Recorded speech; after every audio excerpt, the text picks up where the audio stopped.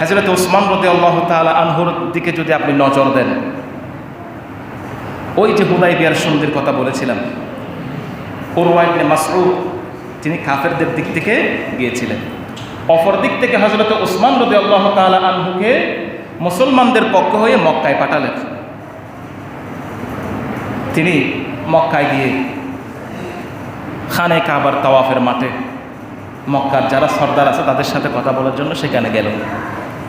হযরত ওসমান রাদিয়াল্লাহু তাআলা আনহুর সাথে সকলের সম্পর্ক ভালো ছিল বিদায় মক্কার কাফের যে সমস্ত লিডার পার্সন ছিল তারা বলতেছে, ওসমান তুমি এসেছো, ভালো, সন্ধি হবে, চুক্তি হবে, সব কিছু ঠিক আছে, তুমি যেহেতু এসেছো তুমি ভাগ্যবান, তুমি সবার আগে একটু তাওয়াফ করে নাও, হাজর আসওয়াদে চুমো দিয়ে দাও, কাবা স্পর্শ করো, তাওয়াফ করো, ইবাদত বন্দেগী করতে পারো, কোনো অসুবিধা নেই।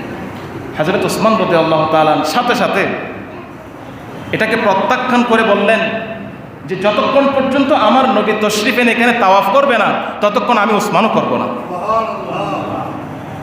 আগে আমার নবী করবে।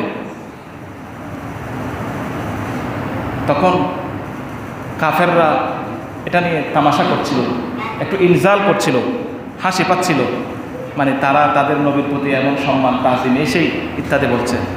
তখন কাবার দিকে আঙ্গুল তুলে বলতেছে, এই কাবা, তুই কাবা, তুমি কাবা হিসেবে আমি চিনেছি আমার নবীর খাতিরে। এটা যে আল্লাহর খানে কাবা, এখানে যে এটাকে কিবলা করে নামাজ পড়তে হবে, এটাকে মানতে হবে, এটাকে তাওয়াফ করতে হবে, এটাকে চুমু খেতে হবে, এটা আমার নবী শিখিয়েছেন বিদায় আমি জানি, না হলে তো আমি জানতাম না। সুবহানাল্লাহি ওয়া বিহামদিহি, আমি সেই নবীকে রেখে তাওয়াফ করব, এটা তো হতে পারে না। আল্লাহুম্মা সাল্লি আলা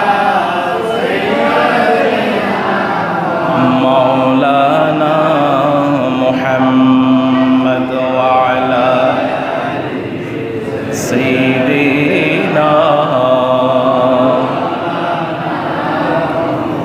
আল্লাহ, তুমি দয়া করো, নসিব করো মদিনা, নবীজিকে না দেখায়া কবর দেশে নিও না।